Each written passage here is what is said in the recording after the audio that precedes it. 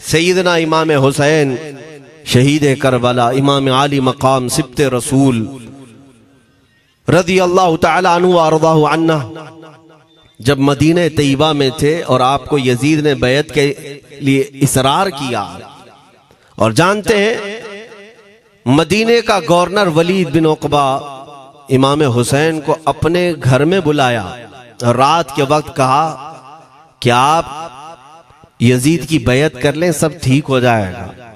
आपने एक तारीखी जुमला फरमाया था, आज वो सब मुसलमानों को याद होनी चाहिए।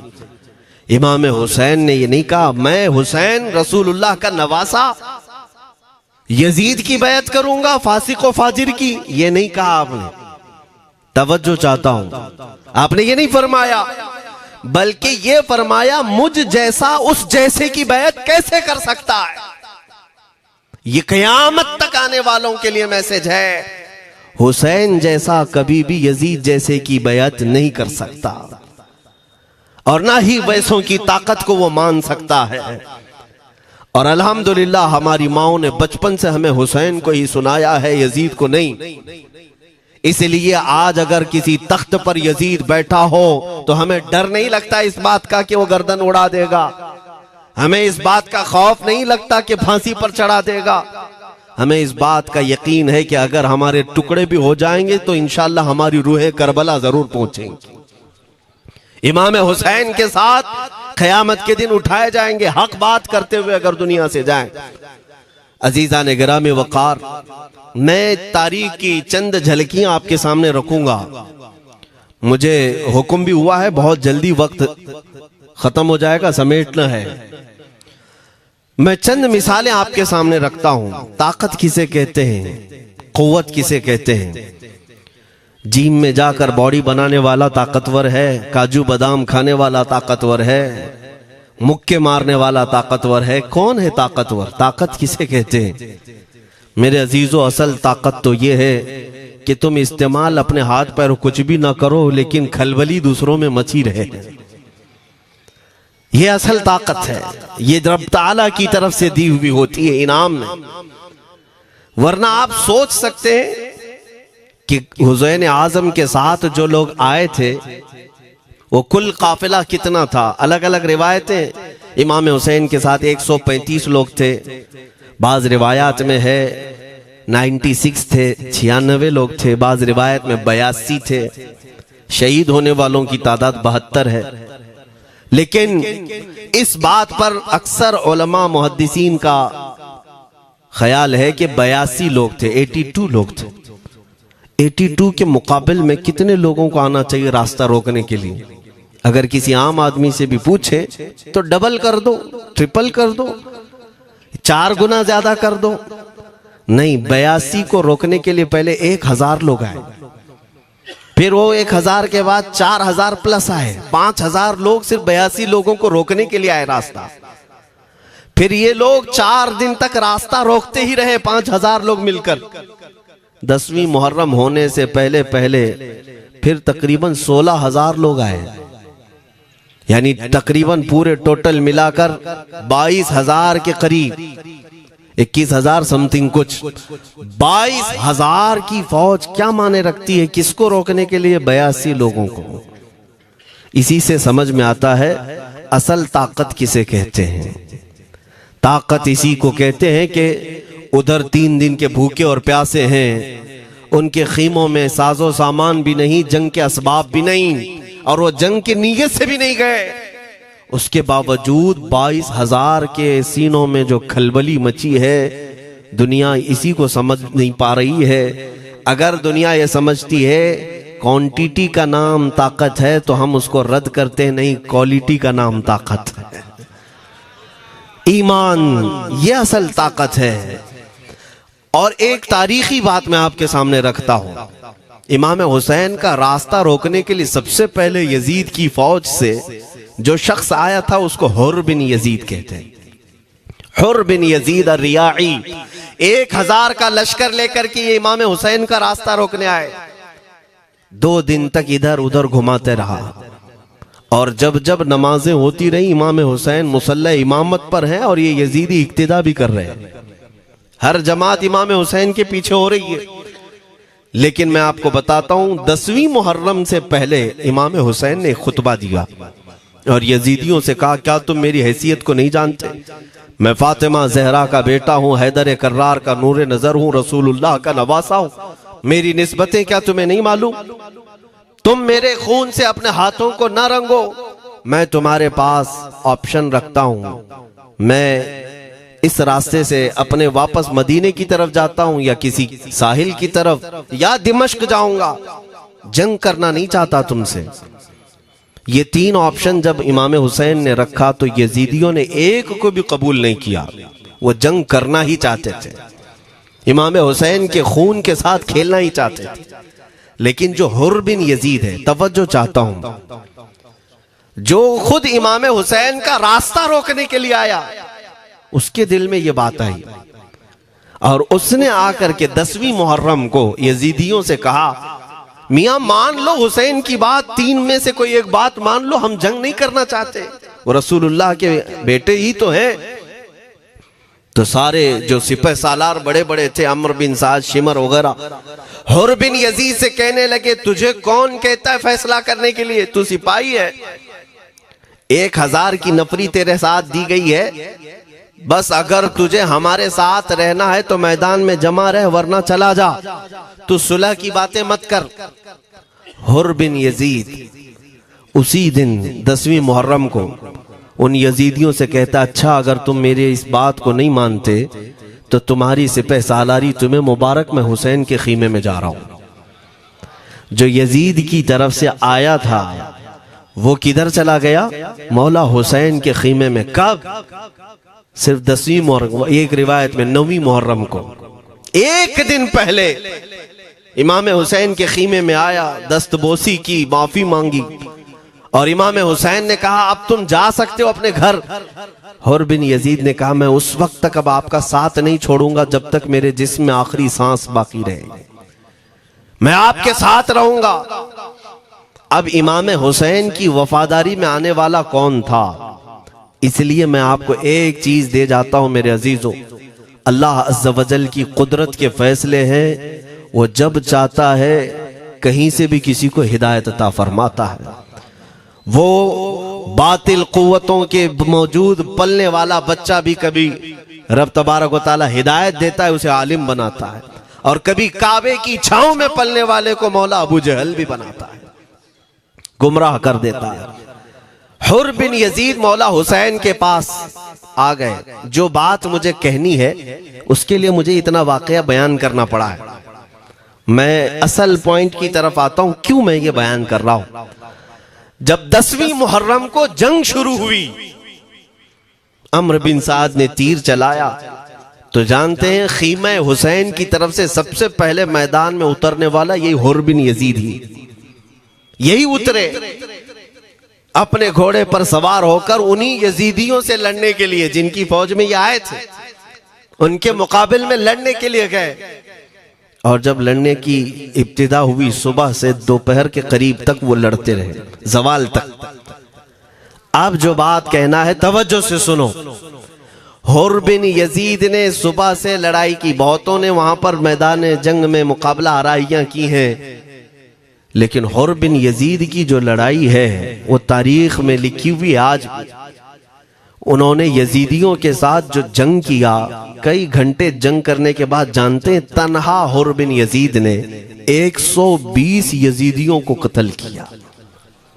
120 की तादाद, एक घोड़सवार एक ही है, 120 को मार गिराया। उसके बाद जामे शहादत नोश किया। मैं तारीख पढ़ रहा था, वहीं पर हमने किताब को रोक दी। बहुत सारे लोग करबला के वाकयात में इमाम हुसैन के खानदान के बच्चों के शहादत तो बयान करते हैं, उनके जिस्म कट गए, उनके ऊपर घोड़े दौड़ाए गए, लेकिन तुम ये नहीं जानते कि हुसैनी शहजादों ने बातिल कुव्वतों के कैसे छक्के छुड़ाए थे। एक एक जवान ने मुकाबिल में आने वालों को उनकी औकात कैसे याद दिलाई थी। अब सुनो, हुर बिन यजीद 120 को मार गिरा सकते हैं, वो भी एक दिन पहले खीमा हुसैन में आने वाला, एक दिन पहले खीमा हुसैन में आने वाला। बात समझ में आ रही है? अभी जो एक दिन पहले खीमा हुसैन में आ जाए उसकी ताकत का हाल ये है, जो पैदाइशी हुसैनी हो उसकी ताकत का हाल क्या हो। मेरे अजीजों, ताकत किसे कहते ये समझो।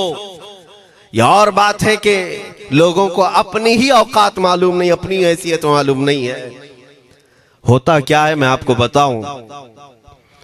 अल्लामा अब्दुल मुस्तफा आजमी साहब ने एक बड़ी प्यारी बात लिखी है। वो गुजरात के हालात बहुत अच्छी तरह से जानते थे। आपने एक बहुत अच्छी बात लिखी जो हमारे तमाम चीजों से या आज के जमाने में ये चीज मैच होती है। एक ताजिर तिजारत करने के लिए निकला, उसके पास कुछ कीमती हीरे थे, कीमती हीरे थे, और वो हीरों की तिजारत करता था। और एक चोर उसके पीछे पड़ गया, और वो चोर रोजाना वो चोरी करने के चक्कर में रहता था कि जब रात को ये ताजिर सोए तो मैं ये हीरे निकाल लूंगा। लेकिन 2-3 दिन जब जब वो ताजिर सोता था वो पूरे हीरे चेक करता था, कहीं नहीं मिलते थे। थक गया चोर। 3 दिन के बाद उस ताजिर को उसने पूछा, चोर ने कहा कि तुम हीरे रखते कहाँ हो? दिन भर तो तुम्हारे पास होते, रात में कहाँ जाते? तो उस ताजिर ने कहा, अकल का अगर तू इस्तेमाल करता तो तुझे बात समझ में आती। रोजाना मैं तेरे ही जुब्बे में रात को ये हीरे रखकर खुद सो जाता था। वो अपना नहीं तलाश करता, इसका तलाश करता। बिला तशबीह हो बिला तमसील। मेरे अजीजों, तुम्हारे पास जो ताकत है तुम्हें उसका अंदाजा नहीं। तुम जो मोहब्बत मुस्तफ़ा सल्लल्लाहु अलैहि वसल्लम की शमा अपने सीने में रखते हो, मौला करीम का वादा है तुम्हारे साथ, काना हक्कन अलैना नस्रुल मोमिनीन। रब ताला फरमाता हमने अपने ऊपर लाजिम कर लिया है कि ईमान वालों की मदद करें। और हमने मदद देखी है, रब ताला की मदद देखी है। आज के इन हालात में मुझे बताओ, भौंकने वाले भौंक ही रहे हैं, बाकी तुम्हारा क्या बिगाड़ लिया, क्या तुम्हारा खराब किया? बस ये है कि तुम अपने अंदर खलबली मत मचाओ और ज्यादा खौफ और हिरास में मत जियो। अल्हम्दुलिल्लाह मुसलमान हैं, मोमिन हैं, किसी चोर कौम से तुम्हारा रिश्ता नहीं है। तुम दुनिया की उस अजीम कौम हो जो सिर्फ और सिर्फ अपने रब ताला के हुजूर झुकती है, और अपने रब तबारक व ताला के हुजूर ऐसे झुकती है। मैं चैलेंज के साथ कहता हूं, पूरी दुनिया में कोई कम्युनिटी, कोई कौम ऐसी नहीं है जो अपने खुदा को देखने के बाद ही झुकती है। जिसकी भी जाओ उनके खुदाओं की तस्वीर वहां पर सामने होती तभी झुकते हैं। वो चाहे ईसाई हो, यहूदी हो, कोई भी हो, उन्होंने कोई ना कोई या मूर्ति बनाई है या तस्वीर बनाई है, तब वो झुकते हैं। तन्हा तुम ईमान वाले हो जो आज तक अपने खुदा को देखा नहीं लेकिन हर दिन सजदा करते हो, तुम्हारा ये ईमान है। और कुरान में शुरू में ही अल्लाह ताला ने जो तारीफ फरमाई सूरह बकरा में, युमिनून बिल गैब, अल्लाह फरमाता है ये वो लोग हैं जो गैब पर ईमान रखते हैं, देखा नहीं। और दुनिया में करोड़ों मस्जिदें होंगी, किसी मस्जिद में अल्लाह की तस्वीर है? किसी मस्जिद में? और या तुम्हें सलातो सलाम पढ़ने के लिए मेरे आका की तस्वीर देखने की जरूरत है? यही तो तुम्हारा ईमान है मेरे अजीजों। मेरे आका को हमने दिल में बसा रखा है, और जब हुजूर पाक की याद आई, बगैर तस्वीर देखे हम खड़े हो जाते हैं। और उनकी मोहब्बत वैसी होती है, हमें किसी तस्वीर और मूरत को देखने की जरूरत भी नहीं होती। तुम्हारी खुसूसियात बहुत हैं। अल्लाह रब्बुल इज्जत ने तुम्हारी पेशानियों को महफूज रखा है, किसी अहरे गैरे के सामने झुकने नहीं दिया। पेशानी मुकद्दस है तुम्हारी। हाँ, ये तो नहीं है कि तुम किसी दरख्त पर भी चले जाओ, पत्थर पर भी चले जाओ, चूहे पर भी झुक जाओ, सांप पर भी झुक जाओ, नहीं है। एक सहाबी हैं, ईमान लाने के बाद वो कहते हैं, या रसूल अल्लाह सल्लल्लाहु अलैहि वसल्लम, दो वाकयात ऐसे हैं जो ज़माने जहालत में हम करते थे। एक वाकया याद करता हूं तो रोना आता है और एक वाकया याद करता हूं तो हंसी आती है। हुजूर ने फरमाया वो दोनों क्या है बताओ। उन्होंने कहा पहला वाकया तो ये है जिसको याद करके रोता हूं कि जवानी में जब हमारे घर बेटी पैदा होती थी तो हम उसका गर्दन मरोड़ कर दफन कर देते थे। आज मुझे वो बात याद आती है तो रोना आता है कि हमने ऐसे कई बच्चियों को दफन कर दिया। अरब वाले दामाद बनाना नहीं चाहते थे और बेटियों को पहले ही मार देते थे। ये वो सहाबी कहते हैं अब याद आती है बात तो रोना आता है। मेरे आका सल्लल्लाहु अलैहि वसल्लम ने फरमाया फिर हंसी किस बात पर आती है। कहते हैं जमाने जहालत में हमारे खुदा जो होते जिनकी हम इबादत करते थे तो जब सफर में जाना होता था तो आटा गूंद करके खुदा बना लेते थे, क्योंकि सफर में जाना है और हर जगह उनको साथ में रखना था खुदा को। वो साहब ही कहते हैं सफर के खुदा और होते थे, हवा का अलग, पानी का अलग, मिट्टी का अलग, सब लेकर के चलते थे। फिर हुजूर ने फरमाया हंसी किस बात पर आती है। वो कहते हैं बीच रास्ते में अगर खाना खत्म हुआ तो कभी खुदा का हाथ तोड़ के खाते थे, कभी पैर तोड़ के खाते थे। अरे मेरे अजीजों 1400 साल बाद आज जब आप हंस रहे हैं उस सहाबी को तो इस बात पर हंसी आती होगी। मैं ये बात सिर्फ इसलिए अर्ज कर रहा हूं कि शुक्र मनाओ अल्लाह रब्बुल इज्जत का कि तुम्हें रब तबारक व तआला ने उस कौम में पैदा किया है जिसका माथा सिर्फ वहदहू ला शरीक की बारगाह में झुकती है। तुम ईमान वाले हो। और मैंने आयत यही तिलावत की खुतबे में, वला तहीनु वला तहज़नु व अंतुमुल अअलौना इन कुंतुम मुमिनीन। घबराओ मत, परेशान मत हो, तुम सबसे ज्यादा सरबुलंद रहोगे अगर तुम ईमान वाले हो। ये कुरान की आयत है। ईमान किसे कहते हैं? ईमान किसे कहते हैं? यानी अल्लाह ने फरमाया अगर तुम ईमान वाले हो तो सबसे ज्यादा कामयाब हो। अब हम पूछते हैं रसूल पाक से ईमान किसे कहते हैं? मेरे आका की जुबान से सुनो, ला युमिनु अहदुकुम हत्ता अकूना अहब्बा इलैहि मिन वालिदिही व वलदिही वन्नासी अजमईन। हजरत अनस से रिवायत है, हुजूर पाक सल्लल्लाहु अलैहि वसल्लम फरमाते हैं तुम में से उस वक्त तक कोई कामिल ईमान वाला नहीं हो सकता जब तक अपने वालिदैन, अपने बच्चे, अपने और सारे इंसानों से ज्यादा मैं उसके नजदीक महबूब ना बन जाऊं। हुजूर से कामिल मोहब्बत जब तक ना करोगे तब तक ईमान भी कामिल नहीं है।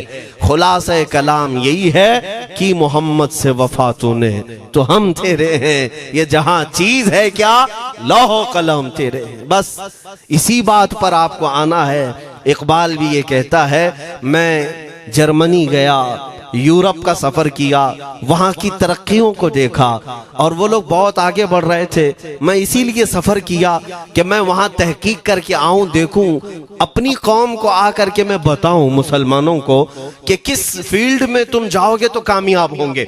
साइंस में, फिजिक्स में, ज्योग्राफी में, केमिस्ट्री में, मैथ्स में, कौन सी फील्ड में तुम जाओगे तो ज्यादा माहिर होगे। कई साल इकबाल ने वहां की खाक छानी, तहकीकात किया और वापस जब आया अपनी कौम की तरफ, अल्लामा इकबाल कहते हैं मैं सारी दुनिया वहां की यूरोप की छान करके आया, यही देखने गया था कि मेरी कौम किस मैदान में उतरे तो कामयाब होगी। तो लोगों ने पूछा क्या वो तुम्हें राज मिल गया? वो कहते हाँ मुझे राज मिल गया। लोगों ने पूछा किस मैदान में उतरे? तो इकबाल कहता है मैं तो राज को पहुंचा, अपनी कौम को बताता हूं तुम्हारी तरक्की का राज सिर्फ इतना ही है कि मोहम्मद से वफा तूने, कि मोहम्मद से वफा तूने तो हम तेरे हैं। ये जहां चीज है क्या लौह कलम तेरे हैं। सारी कामयाबी का असल राज मेरे आका से बेइंतहा मोहब्बत है। मैं दीनी शख्सियात की बात अपनी जगह पर, जो जिसको आप दुनियावी उलूम कहते हैं, लाओ मैथ्स का कोई बहुत बड़ा माहिर रियाजीदान या कोई साइंटिस्ट आपको ऐसा लगता हो, लाओ मेरे आला हज़रत इमाम अहमद रजा फाजिल बरेलवी के सामने। जानते हैं आप उस आला हजरत फाजिल बरेलवी ने 55 उलूम पर अपनी तहकीकात लिख दी हैं। बाकी जानते कितने थे वो अल्लाह ही बेहतर जाने। एक बात मैं आपको बता रहा हूं, मैथ्स में, मैथमेटिक्स में उनके पास ऐसी ऐसी इजादात थी। एक किताब आला हजरत ने लिखी है ज्योमेट्री पर, आज के बच्चे जो कॉलेज पढ़ते हैं वो जानते होंगे। ज्योमेट्री की भी कई उसमें अक़साम लिखी गई हैं, और आला हजरत ने एक किताब लिखी है कश्फुल इल्ला अन सिमतिल क़िबला, क़िबला पहचानने का इल्म। तुम तो आज वो कंपास लेकर के पहचानते हो ना, अब तो मोबाइल में आ गया, मोबाइल को घुमाओ, इधर दिखा रहा उधर, उधर दिखा रहा उधर क़िबला। मेरे अजीजों, इस्लाम मशीनों से नहीं चलता है। इसका सेल चला गया तो क्या तुम्हारा इस्लाम चला जाएगा? इसकी बैटरी चली गई तो क्या तुम्हारा दीन चला जाएगा? नहीं, इस्लाम मुकम्मल कवायद और ज़वाबित के साथ है। सारी मशीनें खत्म भी हो जाएं, इस्लाम ने तुम्हें कायदे बनाकर दिखाए हैं, प्रैक्टिकल। ये क़िबला पहचानने का इल्म होता है।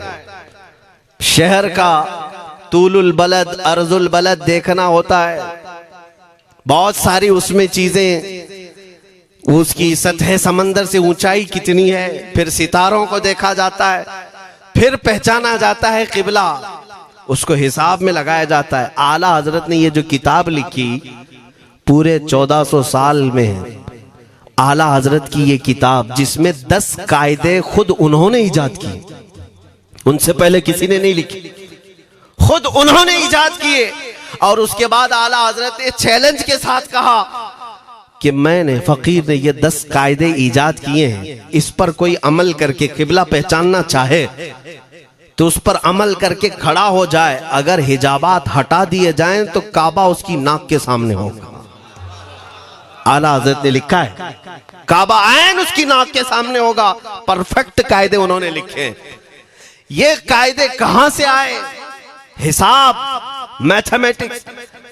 जो अलीगढ़ के प्रोफेसर अपने फंसे हुए मसाइल हल करने के लिए आला हजरत के पास आए, वाकयात आपने सुने होंगे। अब मैं आपसे कहता हूं, एक बहुत बड़े प्रोफेसर साहब अलीगढ़ के, वो लंदन या ऑक्सफोर्ड जा रहे थे या जर्मनी जा रहे थे कुछ मैथ्स के फंडे हल करने के लिए। आला हजरत के खलीफा ने उन्हें मशवरा दिया कि चले मौलाना अहमद रजा साहब बरेली में रहते हैं, उनसे बात कर लेंगे। पहले तो उन्होंने मजाक उड़ाया, मौलवी लोगों का काम है, प्रोफेसर जिसमें फंसा हुआ है। उन्होंने कहा लंदन और जर्मनी जाने में जितना खर्चा आता है उससे कम ही बरेली को लगता है, एक बार ट्राई कर लीजिए। वो आए आला हजरत के यहाँ, वो मौलाना सैयद सुलेमान साहब के कहने पर जब आला हजरत के पास आए, असर का वक्त था, अजान हो चुकी थी, आप मस्जिद की तरफ जा रहे थे। प्रोफेसर साहब से मुलाकात हुई। आला हजरत ने पूछा कैसे आना हुआ? उन्होंने कहा एक बहुत पेचीदा मसले में फंस गया हूं, मैथ्स का, रियाजी का, हिसाब का हल नहीं होता, इसके लिए मैं बाहर का सफर कर रहा था। आपके शागिर्द मौलाना सुलेमान साहब ने कहा कि आपसे मिलने। आला हजरत ने कहा दिखाएं क्या मसला है? उन्होंने कहा इतने शॉर्ट टाइम में ये हल नहीं होगा, नमाज के लिए आप जा रहे हैं। आला हजरत ने फरमाया फिर भी दिखाओ। आला हजरत को उन्होंने वैसे ही खड़े दिखाया। देखते ही आला हजरत ने उंगलियां रखी और कहा इसका यहां से, इसका यहां से, फलां का यहां से, इस तरह आप लगा करके देख ले, मैं असर की नमाज से फारिग होकर आता। वो प्रोफेसर साहब कहते हैं उन्होंने चुटकियों में यूं हल किया, मैं जब बैठ करके उस मसले को लगाया तो तुरंत 2 मिनट में वो मसला हल हो गया। अब जिसके लिए मैं ये वाकया अर्ज कर रहा हूं सुनो। वो हैरत में आंखें फटी फटी रह गई उस प्रोफेसर साहब की। उधर नमाज होने के बाद आए आला हजरत, तो वो अश करने लगे। कहा मौलाना साहब मैं पहली मर्तबा देख रहा हूं कि मदरसे का कोई मौलवी मैथ्स के इतने टफ फंडे को हल कर लेता हो। मौलाना ये तो बताएं ये रियाजी और ये मैथ्स के मसले आपने किससे सीखे? कौन है आपको? किस कॉलेज में, किस यूनिवर्सिटी से आपने सनद हासिल की है? यही मुझे कहना है मेरे अजीज। अब आला हजरत का जवाब सुनो। कहते हैं जनाब मैंने अपने वालिद से सिर्फ प्लस माइनस और मल्टीपल के मसले सीखे, जमा, नफी और ज़रब हमारे वालिद साहब ने बस इतना ही सिखाया। और उस वक्त बचपन में मुझे मंतिक, फलसफा, ये सब किताबें पढ़ने का शौक था। मैं हिसाब के, ज्योमेट्री के ये किताबें लेकर बैठा। मेरे वालिद आए, देखा, पूछा अहमद रजा क्या पढ़ रहे हो? मैंने दिखाया ये मंतिक है, फलसफा है या हिसाब की किताबें हैं। मेरे वालिद ने वो किताबें अपने हाथ में ले ली और कहा, जा रसूलुल्लाह की हदीसें पढ़, सदक़े में सारे इल्म दे दिए जाएंगे। आला हज़रत फरमाते हैं, उसके बाद मैंने अपनी जिंदगी मेरे मुस्तफ़ा के कदमों में लगा दी। ये जो आप देख रहे हैं ये मेरे मुस्तफ़ा के कदमों से छन कर मुझे मिला है। बस बात समझ जाओ, ताकत इसी को कहते हैं। नबी पाक सल्लल्लाहु ताला अलैहि वसल्लम से बेइंतहा मोहब्बत करने वाला वो दुनिया के किसी मैदान में भी तन्हा नहीं होता, तन्हा नहीं होता। अजीजा ने गिरामी वक़ार, मैं इस बात की तरफ आपको ले जाता हूँ। एक सहाबी हजरत सलमा बिन अकवा रदियल्लाहु ताला, इनको राजिलु रसूलिल्लाह कहा जाता है। हुजूर सल्लल्लाहु अलैहि वसल्लम के ऐसे सिपाही जितने गज़वात में गए, जितनी जंगों में गए, कभी घोड़े पर नहीं बैठे, पैदल।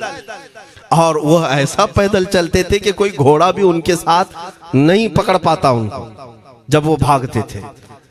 घोड़ा भी अपनी तेज रफ्तारी के बावजूद उन्हें नहीं पकड़ पाता। उनको वो लक़ब मिला था राजिलु रसूलिल्लाह, चल करके सफर करने वाला रसूलुल्लाह का सिपाही। एक बार ऐसा हुआ, एक बनु कार्रा का शख्स जिसका नाम अब्दुर्रहमान है, ये मुनाफिक था, खबीस था। इसने तकरीबन 400 लोगों को जमा किया, अपने हम मिजाज लोगों को, और मदीने पर रात के वक्त एक बगीचे पर हमला किया, पूरे बगीचे को आग लगा दिया। और उसके बाद फिर जो खजूरें थी वहां से सब लूट लिया, लूट करके अपने घोड़ों पर रख लिया और निकल पड़ा। उस वक्त सिवाय हजरत सलमा बिन अकवा के कोई नहीं था। उधर 400 लोग लूट मार कर रहे हैं और खजूरें जमा कर रहे हैं, और ये तन्हा साहबी। इस साहबी का हाल ये है, घोड़ा भी नहीं होता था कभी नहीं। अब इनको जलाल आया कि मेरे मुस्तफ़ा के शहर की एक खजूर भी मैं बाहर जाने नहीं दूंगा जो चोरी करके जा रहा है। उसके बाद आपने पीछा करना शुरू किया।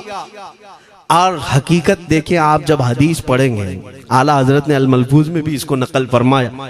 जब तक मैं ये हदीस पढ़ रहा था, इतनी हंसी भी आती है और उनकी इस बहादुरी पर दिल खिल जाता है और सीना चौड़ा होता है कि वो अकेले किस बात पर भाग रहे थे। उनके पीछे 400 लोगों के पीछे भाग रहे हैं। अच्छा, कोई ये कहे कि नादान आदमी है, 400 लोगों को नहीं देख रहा, अकेला भाग रहा है। हो सकता है इनको कोई कह दिया हो, लेकिन मुझे हैरत उन 400 पर हो रही है जो एक से डर के भाग भी रहे थे। वो भी भाग रहे हैं, एक दौड़ा रहा है और 400 भाग रहे हैं। वह अब्दुर्रहमान कार्रा का रहने वाला कारी भागा जा रहा है और सबसे कह रहा है, सलमा बिन अकवा से अपनी अपनी जान बचा लो। इसीलिए मैं कहता हूं ये बुज़दिल कौमें हैं, मेरे मुस्तफ़ा के गुलामों का मुकाबला करने की सकत नहीं रखती, जिसके सीने में इश्क़ मुस्तफ़ा हो। 400 भागते रहे और ये भगाते रहे बहुत दूर तक। जब हज़रत सलमा बिन अकवा भागते थे तो घोड़े भी पीछे पड़ जाते, और आप जैसे जैसे कोई घोड़सवार आता उसकी टांग पकड़कर खींचते और उसकी गर्दन पर पैर रखते, फिर आगे निकल पड़ते थे। न जाने कितनों को उन्होंने तन्हा अपने हाथों से गिराया, कोई मुकाबला करने को तैयार नहीं। गिराते भी हैं और उनकी गिरी हुई खजूरें जमा भी करते हैं कि मुझे मदीने वापस ले जाना है। उस सहाबी को मैं पढ़ता हूं, अजीजा ने गिरामी खजूरें जमा करते रहे और उन्हें भगाते रहे। आखिर में वो 10-10 की टुकड़ियों में बदल गए। वो अब्दुर्रहमान कार्रा का रहने वाला कहने लगा, एक साथ मत भागो, ये अकेले सबको भगा रहा है, 10 इधर जाओ, 10 उधर जाओ, 10 उधर जाओ। जालिमों, पलट कर मेरे मुस्तफ़ा के गुलाम का मुकाबला करके देखते हैं, लेकिन किसी से नहीं हुआ। वो पहाड़ की चोटियों में चले गए। हज़रत सलमा बिन अकवा पहाड़ पे भी चढ़ने लग गए। तो अब्दुर्रहमान कार्रा वो कहता है वहीं से चीख करके, सलमा बिन अकवा तुमको क्या चाहिए, क्यों पीछा कर रहे हो? कहा, मैं शहर रसूल की एक खजूर भी जब तक तुम्हारे पास होगी पीछा करता रहूंगा। उसने वहीं से अपने सारे साथियों को पुकार कर कहा, सारे लोग खजूरें फेंक दो, अपनी जान बचा लो। सबों ने खजूरें दे दी। हज़रत सलमा बिन अकवा पूरी खजूरें जमा की है, कितनों को रोनते हुए वापस आने लगे। जानते हैं, एक सहाबी और है हज़रत अबू क़तादा, जिनको फारिसु रसूलिल्लाह कहा जाता है। उनका घोड़ा दौड़ता हुआ, उनको दौड़ाता हुआ हजरत अबू कुतादा उस पर हैं और 10 लोग और साथ हैं। वो हजरत सलमा बिन अकवा की मदद के लिए आ गए। जब वो आए तो ये अक्सर को तो गिरा चुके थे, खजूरें ले भी चुके थे। हजरत अबू कुतादा 10 सहाबा के साथ जब आए, हजरत सलमा बिन अकवा की और मदद हो गई। अब ये मदीने आने लगे तो तवज्जो चाहता हूं। हजरत सलमा बिन अकवा ने पूछा, मैं तो अकेला दौड़ा रहा था, कोई मुझे न देखा था, ना ये वाकई की किसी को खबर थी, तुम यहां तक कैसे आए? तुमको किसने भेजा मेरी मदद के लिए? मुसलमानों याद रखो, मेरे मुस्तफा की वफादारी में जब कोई निकलता है तो कहां से मदद आती है अंदाजा भी नहीं होता। हजरत सलमा बिन अकवा ने उनसे पूछा अबू कुतादा से, तुम आए कैसे? हजरत अबू कुतादा ने जो जवाब दिया वो और ताज्जुब का था। कहा, हमने नहीं देखा, हमको मालूम भी नहीं तुम किसके साथ गए हो, हमें ये वाकया भी नहीं मालूम, लेकिन हम अपने खीमे में बैठे थे, हमारा ये घोड़ा दौड़ता हुआ है, ये घोड़ा दौड़ता हुआ आया और दोनों पैर बार बार उठा करके हिनहिनाने लगा। मेरा घोड़ा ऐसा कभी करता नहीं, वो जिहाद में जाने वाला घोड़ा है, फरमाबरदार है। अबू कुतादा ने उसको सहलाया लेकिन फिर भी वो खामोश नहीं हुआ। हजरत अबू कुतादा कहते, मैं पहचान लिया, वो अपनी पीठ पर मुझे सवार करना चाहता है। मैं इसकी पीठ पर बैठ गया। मेरे साथी भी ताज्जुब में थे, इतनी वक्त गुजर जाने के बाद घोड़े को न भूख लगी है न प्यास लगी है, ये कहां ले जा रहा है? अबू कुतादा कहते, ये घोड़ा है जो तुझ तक हम सबको ले आया है। हजरत सलमा बिन अकवा ने कहा, हाँ मुझे याद है, जब मैं उन 400 को दौड़ा रहा था तो तुम्हारा घोड़ा मुझे देख रहा था।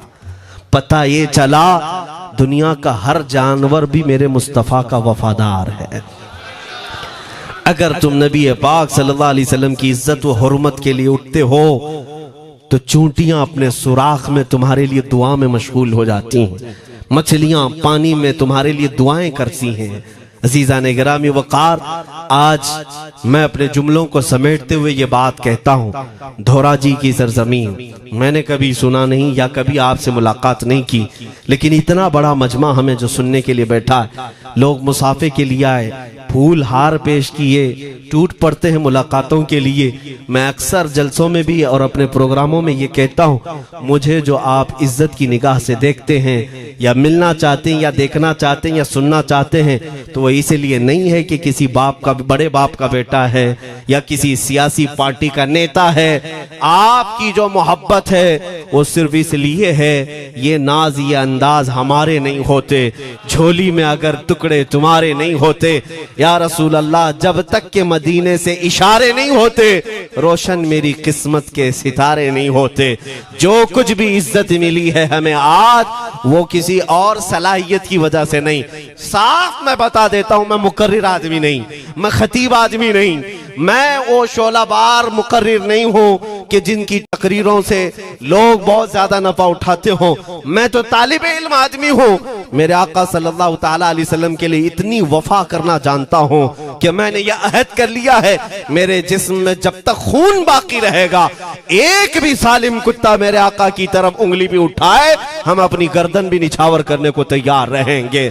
मेरे आका सल्लल्लाहु ताला अलैहि वसल्लम के लिए कुर्बानी का जज्बा है, इसलिए मेरे आका ने ये इज्जत अता की है। फिर मुझे ये कहने का हक भी है, जब तक बिके न थे तो कोई पूछता न था, या रसूल अल्लाह तुमने खरीद कर हमें अनमोल कर दिया।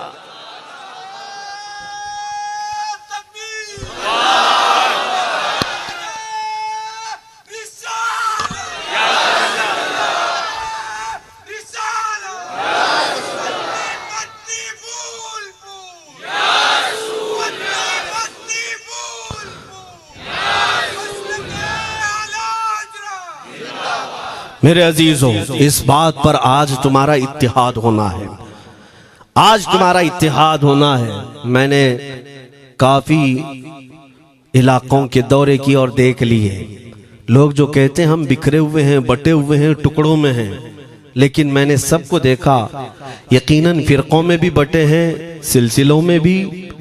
हालांकि सिलसिलों में इख्तिलाफ होना नहीं चाहिए, जो सलासिल हक्का हैं वो सब मदीने तैयबा की नहरें हैं, इख्तिलाफात नहीं, लेकिन उसके बावजूद बटे हुए लोग हैं। एक दूसरे से मुसाफा नहीं करना चाहते, एक दूसरे के पीछे नमाजें नहीं पढ़ना चाहते, जो खाली सुन्नी होकर भी, ईमान वाले होकर के भी। मैं बहुतों से ये शिकायतें सुना कि हम में बहुत सारे इख्तिलाफात हैं, लेकिन इसका हल तकरीरें हैं, तहरीरें हैं, लोगों को समझाना है, इस्लाह करना है, सब करके देख लिया। लेकिन एक बात मैंने खुद प्रैक्टिकल देख लिया कि 1000 टुकड़ों में क्यों ना बटे हों, लेकिन मेरे मुस्तफ़ा का नाम आ जाए तो हर कोई मुत्तहिद नजर आता है। ये हमने देख लिया है, ये हमने देख लिया है।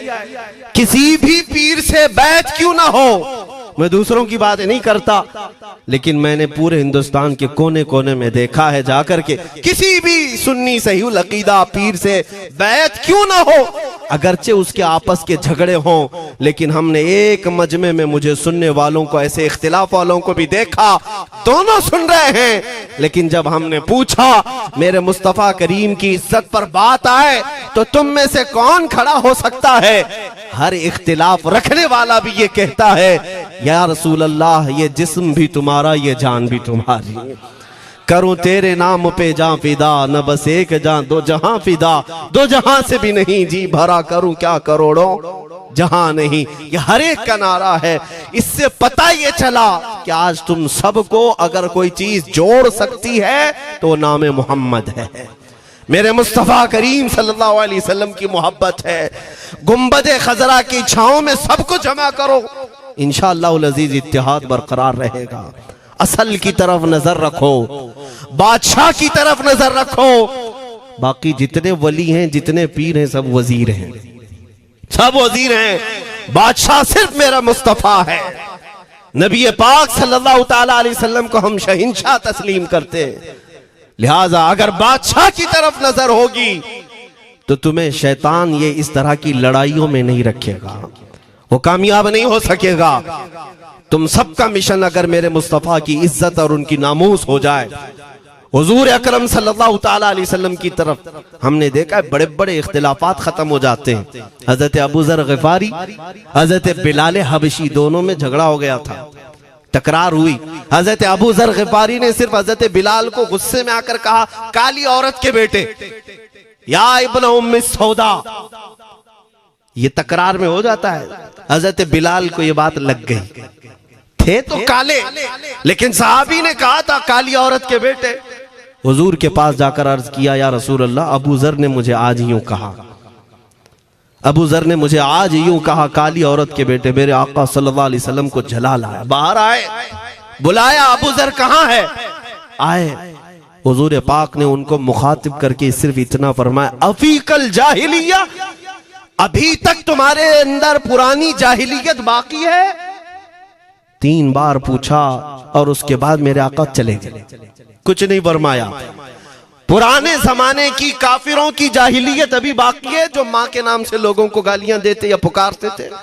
हजरत अबू ज़र ग़िफ़ारी को इतनी बात लग गई कि मेरे आका मुझसे रूठ गए, मेरे आका के दिल पर यह बात लग गई। तो उन्होंने ये नहीं किया कि देखा जाएगा बाद में क्या होगा, नहीं, सीधे मस्जिद नबवी में हजरत बिलाल को ढूंढने के लिए आए। कहाँ है? हजरत बिलाल मिल गए तो उनका हाथ पकड़ करके लाए। अबू ज़र ग़िफ़ारी जमीन पर लेट गए, सो गए।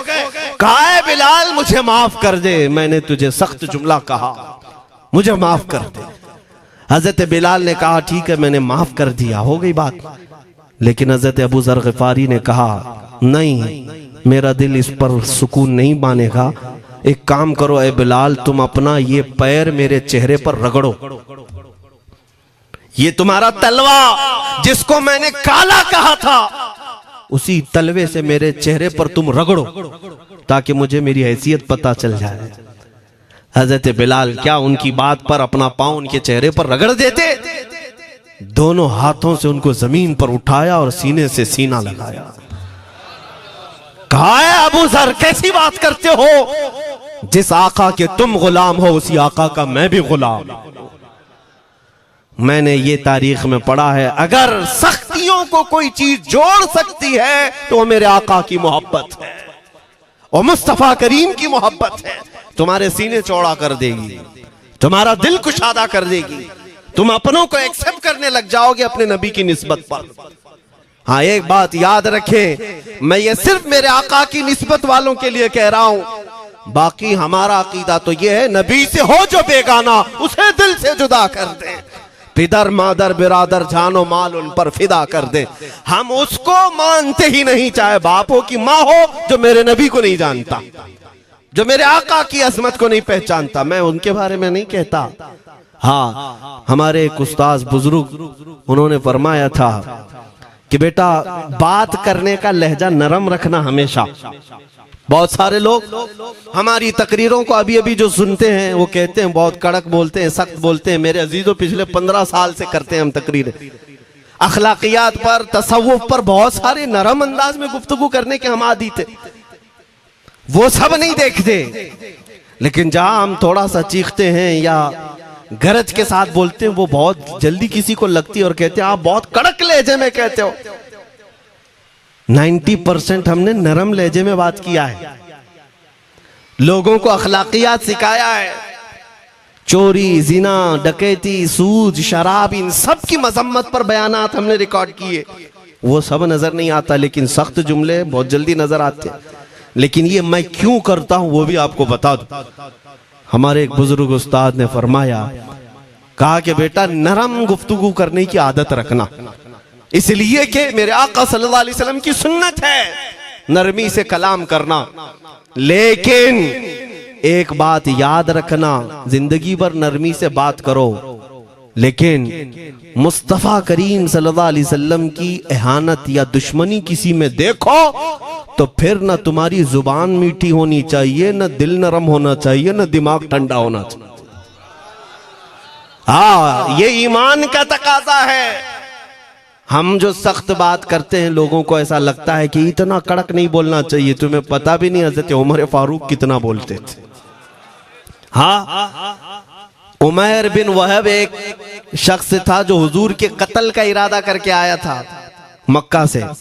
सफवान नाम का एक और शख्स, उमैर नाम के 2 लोग हतीम काबा में बैठकर मीटिंग करके आए, क्योंकि सफवान का बाप जंग बदर में मारा गया था, उमैर का बेटा जंग में कैदी होकर हुजूर के पास कैद था।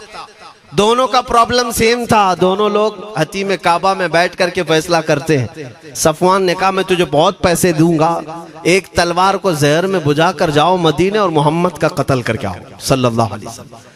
उमैर बिन वहब तलवार छुपा करके मदीने आया, लेकिन जिस वक्त वो आया, हजरत उमर फारूक चंद सहाबा के साथ मस्जिद नबवी के बाहर खड़े थे। देखते ही उसकी गर्दन में जो है ये गमछा डाला, रुमाल, और कहा खुजू हादल कल, पकड़ो इस कुत्ते को। ये हजरत उमर की जुबान से निकलेंगे, कहते हैं पकड़ो इस कुत्ते को। यही वो है जो बद्र के अंदर, मैदान बद्र में मक्का वालों को भड़का रहा था जंग पर हुजूर के खिलाफ। यहाँ मदीने में आया है, पकड़ो इसको। हजरत उमर बाहर ही सब कर देते, लेकिन कहा कि मैं हुजूर से पूछ के आता हूँ इसका करना क्या है। मेरे आका के पास गए, कहा या रसूल अल्लाह, वो शैतान कुरैश आया है, कुरैश का शैतान आया है उमैर बिन वहब, और मुझे लगता है वो बुरी नीयत से आया है। हजरत उमर पहले ही भांप रहे हैं, मुझे लगता है वो बुरी नीयत से आया है, क्या करना है आप हुक्म फरमाए। मेरे आका ने फरमाया उमर उसको अंदर ले आओ। उमैर बिन वहब को वैसी गर्दन में वो गमछा डाल के घुमा के अंदर ले आए मस्जिद नबवी में। हुजूर ने पूछा, हजरत उमर से कहा छोड़ दो उसको। जब अंदर आया तो पूछा हुजूर ने, क्यों आए उमैर? अब वो झूठ बोलने लगा, कहा मेरा बेटा आपके पास कैदी है, खैर खैरियत पूछने के लिए आया, और क्या है। मेरे आका ने फरमाया सच सच बताओ क्यों आए हो। उसने फिर कहा मैं अपने बेटे की खैरियत मालूम करने आया हूं, और क्यों आया हूं। हुजूर ने फरमाया खैरियत मालूम करने आए तो तलवार लेके क्यों आए हो। उसने तलवार दिखाने के लिए फेंक दिया, कहा इस तलवार का क्या होना है। तलवार तो हमारे पास बद्र में भी थी, लेकिन पता आप ही के साथ थी। बड़ी बड़ी बातें करने लगा। मेरे आका को जलाल आया और कहा उमैर वो बात क्यों नहीं बोलते जो तुम सफवान के साथ काबा के हतीम में बैठकर करके आए हो। मदीने में बैठा रसूल खाने काबा में होने वाली गुफ्तगू को सुन रहा है। दूर और नजदीक के सुनने वाले वो काने लाले करामत पे लाखों सलाम। ये हदीस मौजूद है, सही हदीस है। इसी हदीस के तर्जुमानी करते हुए हम तो ये अकीदा रख ही सकते हैं ना, हम यहाँ से पुकारें वो वहां से सुने, मुस्तफा की समाअत पे। हाँ, ये अकीदा बरेली वाले का जो है वो अपने पेट का अकीदा नहीं, ये सहाबा का अकीदा है। मेरे अजीजों, जब मेरे आका ने फरमाया वो बात बताओ जो हतीम काबा में करके आए हो, अब थर थर थर कांपने लग गया। इससे इस रसूल से क्या छुपाएं जो हतीम काबा में तन्हाई में होने वाली मीटिंग को भी जानता हो। कहा अब मैं क्या बताऊं जब आपको सब मालूम है। अब मैं जो कहना चाहता हूं वो ये है, अशहदु अन्नका मुहम्मदन रसूलुल्लाह, मैं गवाही देता हूं कि आप मोहम्मद अल्लाह के रसूल हैं सल्लल्लाहु अलैहि वसल्लम। ईमान ले आए। अब सुनिए मेरे अजीजों, ईमान लाने के बाद हुजूर पाक सल्लल्लाहु अलैहि वसल्लम ने तलकीन फरमाई कि अब इस्लाम पर कायम रहो, ईमान पर बरकरार रहो। कत्ल करने के लिए आया, मेरे मुस्तफ़ा का गुलाम बन गए। अब उसके बाद हजरत उमर क्या कहते हैं, हजरत उमर जो गमछा गले में डाल के अंदर लाए थे, अब गले में हाथ डालकर बाहर ले जाते हैं। और बाहर जो साथी खड़े थे उन सबको मुखातिब करके कहते हैं, लोगों सुनो। हजरत उमर के अल्फाज सुने, कहते हैं थोड़ी देर पहले ये जो शख्स तुम देख रहे हो, मुझे खिंजीर इससे अच्छा लगता था। अल्लाह, ये लफ्ज भी है, वल्लाही इन्नी लअहब्बु खिंजीरन मिन हाज़ा। कहते हैं कि इससे बेहतर मैं खिंजीर को समझता था, क्योंकि ये दुश्मन रसूल था। लेकिन अब सुनो ऐ लोगों, अब मेरे सगे बेटे से ज्यादा मुझको ये अजीज है, इसलिए कि मेरे आका का गुलाम। यही ईमान है, यही ईमान है। अजीजान गिरामी, खुलासा कलाम मेरी बात का यही है, मोहम्मद की मोहब्बत दीन हक की शर्त अव्वल है। इसी में हो अगर खामी तो सब कुछ नामुकम्मल है। इकबाल ने क्या खूब कहा था, अगर पहचानना हो तो मेरे अजीजों पहचानो, तुम मेरे आका सल्लल्लाहु अलैहि वसल्लम के कदमों तक अगर पहुंच गए तो यही दीन है। बमुस्तफ़ा बरसा खैश के दी हमाउस, गर्ब उन रसीदी तमाम बुल हबीस। अपने आप को हुजूर तक पहुंचा दो, इसी का नाम दीन है। और अगर वहां तक नहीं पहुंच सके, जिंदगी पूरी अबू लहब की तरह है। हो ना ये फूल तो बुलबुल का तरन्नुम भी ना हो, चमने दहर में कलियों का तबस्सुम भी ना हो ना ये साकी तो मैं भी ना हो, खुम भी ना हो, बस में तौहीद दुनिया में ना हो, तुम भी ना हो। या रसूल अल्लाह, खीमा अफलाक का इस्तादा उसी नाम से है, नबज़ हस्ती तपश आमादा उसी नाम से है। दश्त में दामने कोहसार में मैदान में है, बहर में मौज की आगोश में तूफान में है, चीन के शहर मराकश के बयाबान में है, और पोशीदा हर मुसलमान के ईमान में है। वो मेरे आका की जात ही है, हर जगह है, और उसी की तरफ हमें सबको मुतवज्जे होने की आज जरूरत है। ताकत किसका नाम है, मैंने शुरू इसी बात से किया था, इसी पर खत्म करता हूं। ताकत और कुव्वत सिर्फ बॉडी बनाने को नहीं कहते, ताकत और कुव्वत सिर्फ और सिर्फ काजू बादाम खाने को नहीं कहते। ताकत और कुव्वत उसके अंदर है जो देखने को अगरचे कमजोर लगता हो, लेकिन दुश्मनों के सीने उसकी याद से ही आज भी खलबली मच जाती हो। हमने देखा है 100 साल पहले की बात, आला हज़रत इमाम अहले सुन्नत फाजिल बरेलवी इमाम अहमद रजा खां, नाम तो हर बच्चा जानता है आज, और अपनों से ज्यादा गैर भी जानते हैं और थरथराते भी हैं। लेकिन क्या कभी तुमने आला हजरत की सीरत में यह पढ़ा कि उनका जिस्म कैसा था? उनका जिस्म कैसा था? बहुत लहीम शहीम, चौड़े सीने वाले, बड़े बाल वाले, ऊंचे चेहरे वाले? नहीं मेरे अजीजों, तारीख में आप पढ़ोगे आला हजरत कसरत से लिखने की वजह से, कसरत से इबादत की वजह से, जिस्मानी एतबार से बड़े दुबले पतले थे, बड़े दुबले पतले थे। लोग देखने वालों ने यह कहा है, जिस्मानी साख्त ऐसी नहीं थी कि कोई पहलवान नजर आता हो, दुबले पतले थे, नहीफ थे, देखने में कमजोर लगते थे।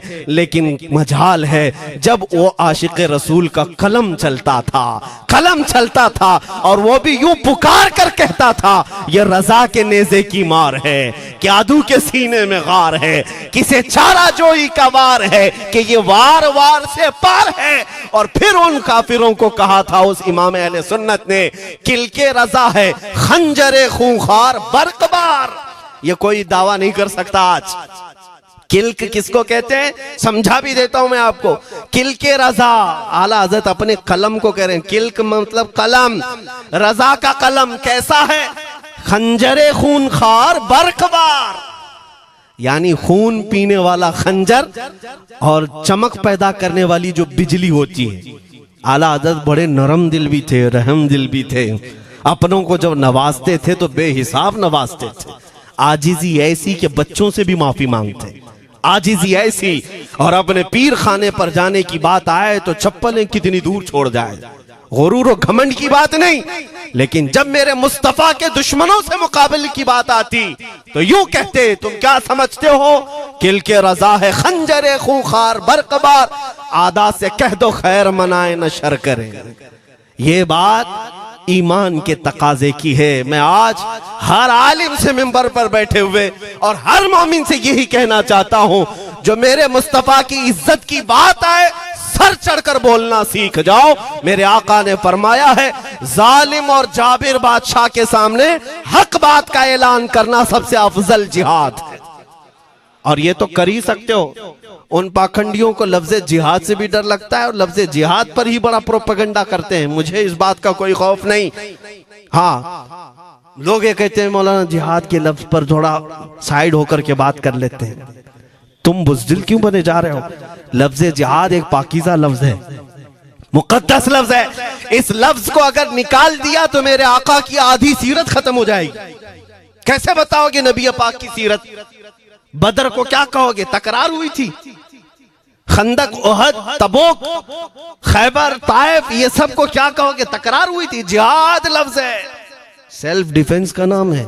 इतना हक तो हर एक को है मेरे अजीजों। लेकिन ये तो आज मैं ये बात भी नहीं कर रहा हूं तुमको तलवार उठाओ, बंदूक उठाओ, गोली मारो, बंदूक से लो, ये सब बातें तो हम करते भी नहीं, हमें जरूरत भी नहीं। लेकिन हमें पता है हमारे अल्फाज ही काफी हैं। मेरे आका सल्लल्लाहु ताला अलैहि वसल्लम की मोहब्बत जिसके सीने में हो, मेरे आका ने जब ये फरमाया है कि हक बात का ऐलान करना सबसे अफजल जिहाद है, तो इस पर तो हर कोई आज अमल कर सकता है। हक बात कहो, मिंबरों से कहो। और ट्रस्टियों से भी कहता हूं, उलमा को कहने की आजादी भी दो कि वो बुज़दिल न बनाए। खौफ न रख रजा जरा, तू तो है अब्दे मुस्तफा। एक बात समझ करके चले, हम मुल्क के खिलाफ, कानून के खिलाफ नहीं बोलना चाहते। मुल्क हमारा भी है, देश हमारा भी है, और यहाँ के कवानीन जिस पर हम अमल कर रहे हैं, खुशी से अमल कर रहे हैं। लेकिन इन जालिमों ने क्या बना दिया है? इनके नजदीक देश पूरा मोदी है। हाँ, इन साहब के बारे में मत बोलो, वो देश है। कल को अगर नहीं रहे तो देश चला जाएगा। मेरे अजीजों, किसी व्यक्ति, किसी शख्स की गलत पॉलिसियों पर तनकीद करने का नाम देश के खिलाफ बोलना नहीं है।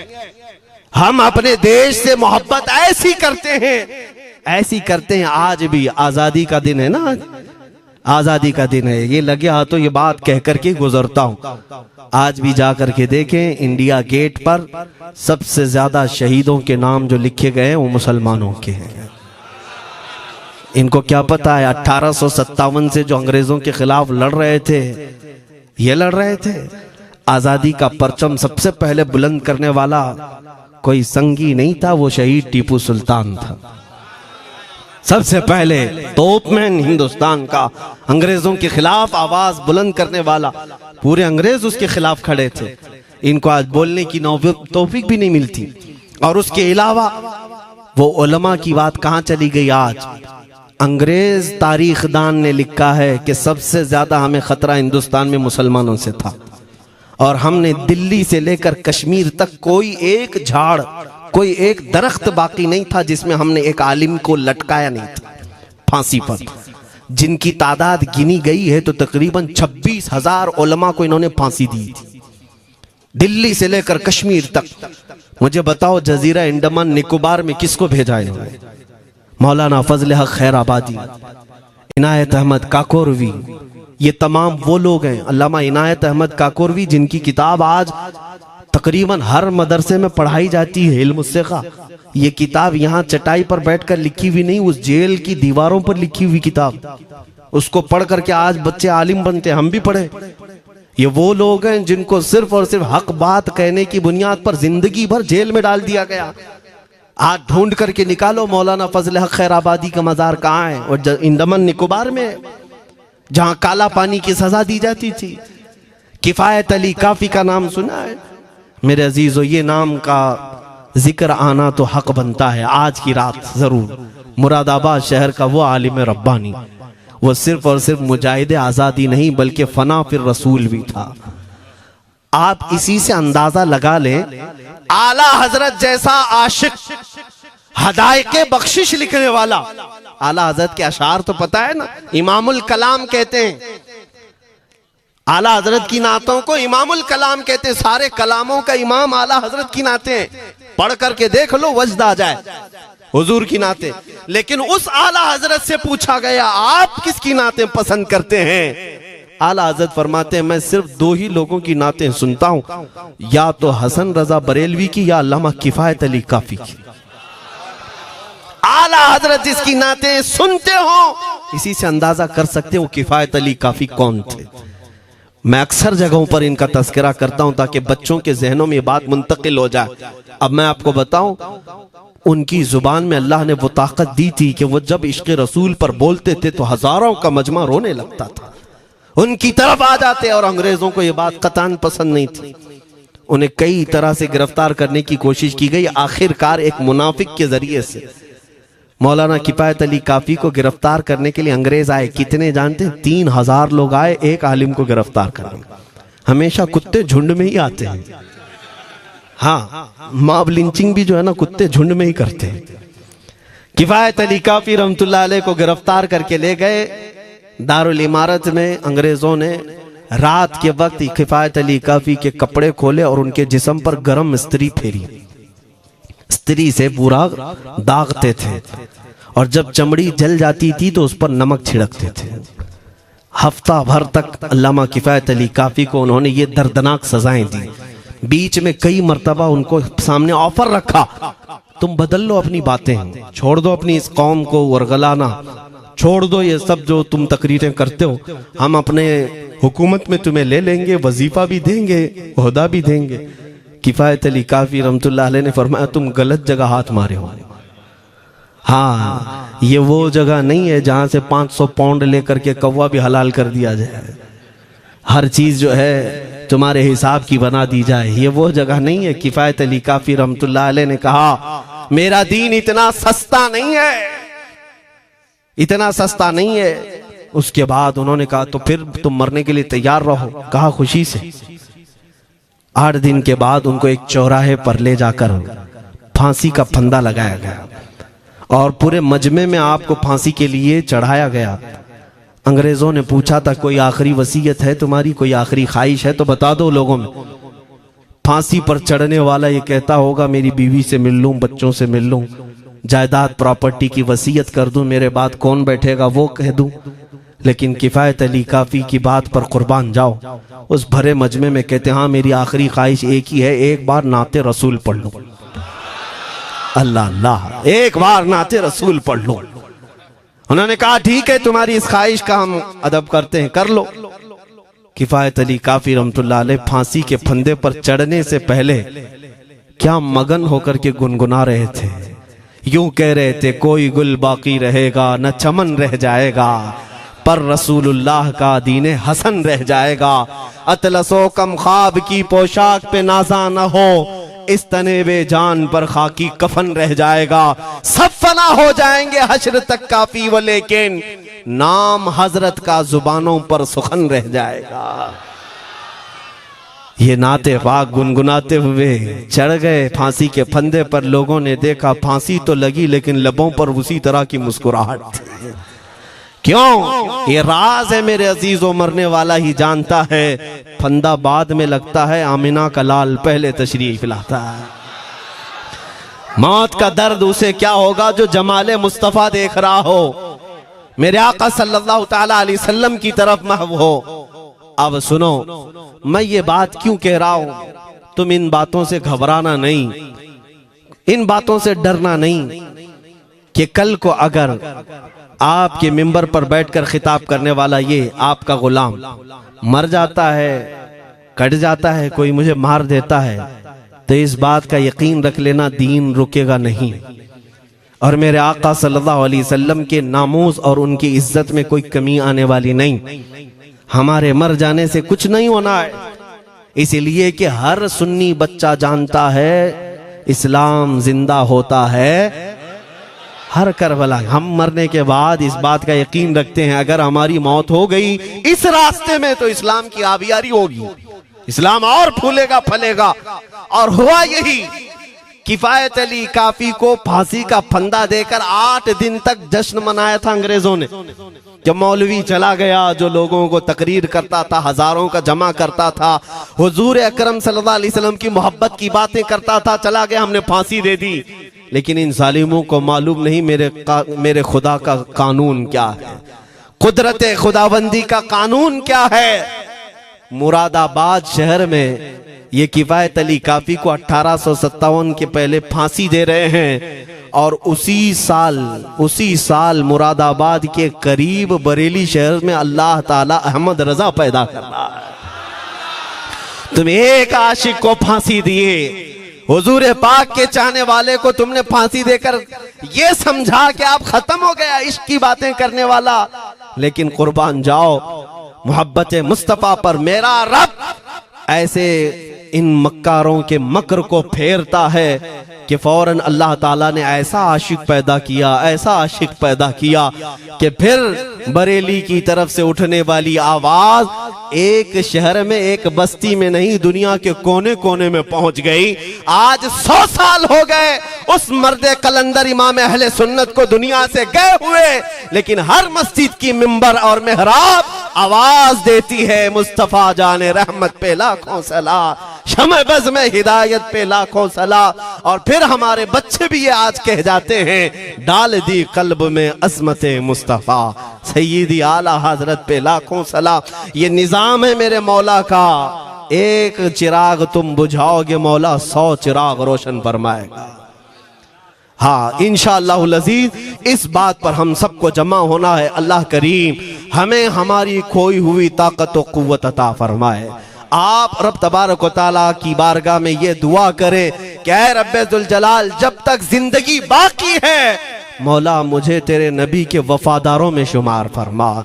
इसलिए मैं जब भी हुजूर की बारगाह में अरीजा पेश करता हूँ तो ये जरूर कहता हूँ, आका बद हैं तो आपके, भले हैं तो आपके, टुकड़ों पे यही के पले हैं, रुख किधर करें, तुझसे जो मुंह छुपाएं तो करें किसके सामने। या रसूल अल्लाह, क्या किसी और से तवक्को नजर की है? हमारा मानना तो ये है, मैंने देखा भी है अपने बच्चों को, और हम कहते हैं मेरे आका की बारगाह में, आका गुनहगार तो हो गए लेकिन आपके गद्दार नहीं है, गद्दार नहीं है। जब तक गद्दार नहीं होंगे मेरे आका की तरफ से तुम्हारे लिए हमेशा इस्तकबालिया खुला रहेगा।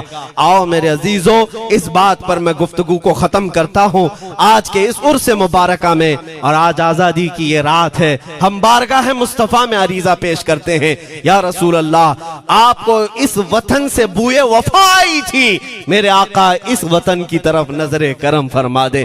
क़यामत तक आने वाली हमारी नस्लों में मेरे आका सिर्फ आपके आशिक ही पैदा हो, कोई गद्दार ना पैदा हो। हमारी दुआ यही है मेरे आका, मैं मुजरिम हूँ आका, मुझे साथ ले लो कि रस्ते में हैं जा बजा थाने वाले, चमक तुझसे पाते हैं सब पाने वाले, मेरा दिल भी चमका दे चमकाने वाले। व आखिरु दावाना अनिल हम्दुलिल्लाहि रब्बिल आलमीन।